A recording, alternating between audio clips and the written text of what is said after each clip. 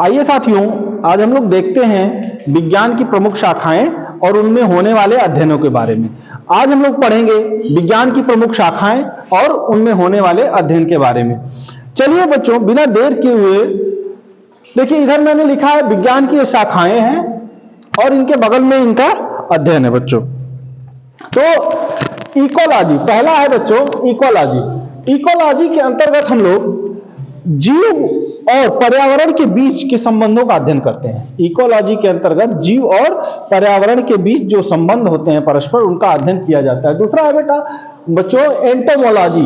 Entomology कीट पतंगों का अध्ययन, जो प्रकृति में पाए जाने वाले छोटे छोटे कीट पतंगे हैं, इनका अध्ययन जो है एंटोमोलॉजी कहलाता है। इसके बाद है एपीकल्चर, मधुमक्खी पालन। मधुमक्खी पालन यानी शहद उत्पादन के लिए जो हम लोग मधुमक्खियों का पालन करते हैं, उसका अध्ययन एपीकल्चर कहलाता है।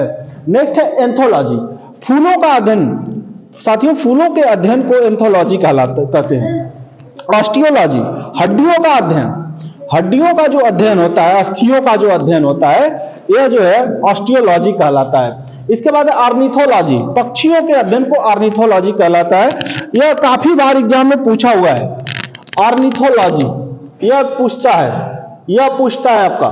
एपीकल्चर, यह बहुत महत्वपूर्ण क्वेश्चन है, सब पूछे जाते हैं हर एग्जाम में। अमूमन आने वाले लगभग एग्जाम में टच ही कर देते हैं सब क्वेश्चन। इसके बाद है कार्डियोलॉजी, हृदय के अध्ययन को कार्डियोलॉजी कहलाता है। हृदय की जो संरचना है, बनावट है, इसमें तमाम प्रकार के जो रोग हैं हृदय के, इन सबका अध्ययन कार्डियोलॉजी के अंतर्गत हम लोग करते हैं। इसके बाद है कॉस्मोलॉजी, ब्रह्मांड का अध्ययन। ब्रह्मांड का अध्ययन कॉस्मोलॉजी कहलाता है बच्चों।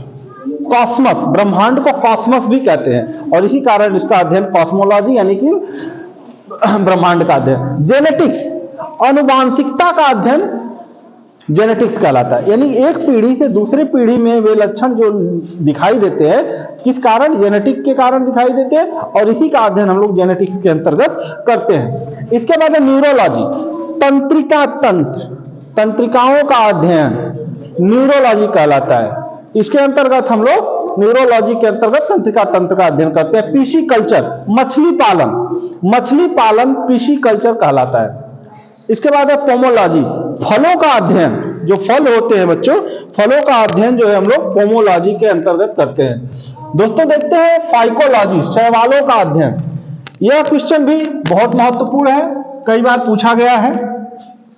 इसके बाद एक हेलियोलॉजी, यह क्वेश्चन आप लोग याद रखिएगा, हो सकता है कि आने वाले एग्जाम में इसको जरूर पूछ दे। सूर्य का अध्ययन क्या कहलाता है? हेलियोलॉजी कहलाता है। तो सूर्य के अध्ययन को हम लोग हेलियोलॉजी कहते हैं, और यह जो है याद रखने की जरूरत है, क्योंकि आने वाले एग्जाम में हो सकता है कि अब नया कुछ पूछे, क्योंकि ये जो बाकी क्वेश्चन कुछ होते हैं पैटर्न लगातार पुराना होता जाता है, तो भाई पुराने क्वेश्चन बार बार नहीं पूछे जाएंगे आपसे। माइक्रोबायोलॉजी, सूक्ष्म जीवों का अध्ययन माइक्रोबायोलॉजी कहलाता है। जो सूक्ष्म जीव होते हैं उनका अध्ययन क्या कहलाता है? माइक्रोबायोलॉजी कहलाता है। हिमेटोलॉजी, ब्लड का अध्ययन, रक्त का अध्ययन हिमेटोलॉजी कहलाता है। ठीक है।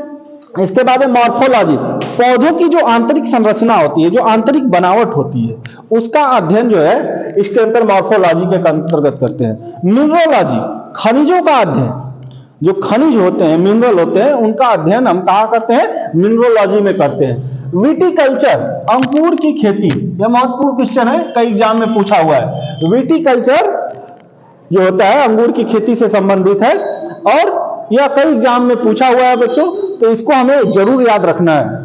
साथियों, यह जो क्वेश्चन है आपको पक्का, इसमें से जितने भी 32 क्वेश्चन लिखवाया है मैंने, इसमें से आपके एग्जाम में अगर कुछ पूछेगा तो इसमें से आपको आ ही जाना है, फंस जाना है। चाहे वो ग्रुप डी हो, एलपी हो, टेक्नीशियन हो, या फिर आपका यूपी पुलिस हो, या कोई भी वनडे एग्जाम जिसमें अगर इस टॉपिक को टच किया है, सिलेबस में है, तो उसको जो है इसमें आना ही आना है। इसके बाद है बच्चों हाइड्रोपैथी, जल उपचार। हाइड्रोपैथी के अंतर्गत हम लोग जल उपचार का अध्ययन करते हैं। यानी कि जब बच्चा देखिए फीवर आ जाता है तो हम लोग क्या करते हैं? पानी क्या उसमें क्या करते हैं? कॉटन में भिगा भिगा के पानी से सर हाथ पैर पोंछते हैं, तो वो क्या है? हाइड्रोपैथी है, यानी कि जल उपचार की विधि। फ्लोरिकल्चर, फूलों की खेती। साइकोलॉजी, साइकोलॉजी मनोविज्ञान का अध्ययन कहलाता है। ठीक है, मनुष्य की तमाम प्रकार की आवृत्तियों का अध्ययन, मानसिक बीमारियों का अध्ययन, मानसिक उद्दीपनाओं का अध्ययन, ये सब किसके अंतर्गत आते हैं हम लोग? साइकोलॉजी के अंतर्गत। सेरीकल्चर, रेशम उत्पादन या रेशम कीट उत्पादन जो होता है वह सेरीकल्चर कहलाता है। इसके बाद है बच्चों पैलियोंटोलॉजी, जीवाश्मों का अध्ययन पैलियोंटोलॉजी कहलाता है। जीवाश्मों का अध्ययन पैलियोंटोलॉजी कहलाता है। इसके बाद है बच्चों साइटोलॉजी, कोशिका का अध्ययन, कोशिका का अध्ययन साइटोलॉजी कहलाता है।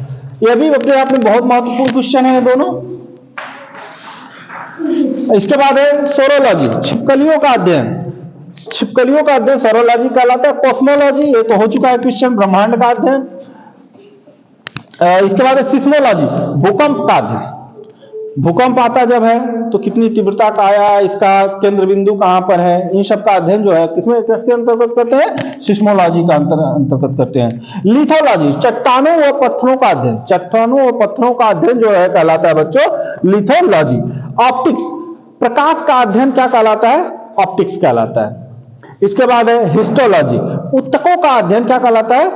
हिस्टोलॉजी कहलाता है। ऊतकों का अध्ययन क्या कहलाता है? हिस्टोलॉजी यानी, और कोशिका का अध्ययन साइटोलॉजी। इस तरह से। और आपका एक क्वेश्चन और पूछ देता है कि किडनी का अध्ययन क्या कहलाता है? नेफ्रोलॉजी कहलाता है। किडनी का अध्ययन नेफ्रोलॉजी। तो इन सब चीजों के बारे में हमें जानकारी रखनी है प्यारे बच्चों। इसको जो है स्क्रीनशॉट ले लीजिएगा आप लोग, और स्क्रीनशॉट लेकर अच्छे से जो है नोट तैयार कर लीजिए ताकि आपके आने वाले एग्जाम में काम आए। और इसी के साथ खत्म करते हैं। धन्यवाद।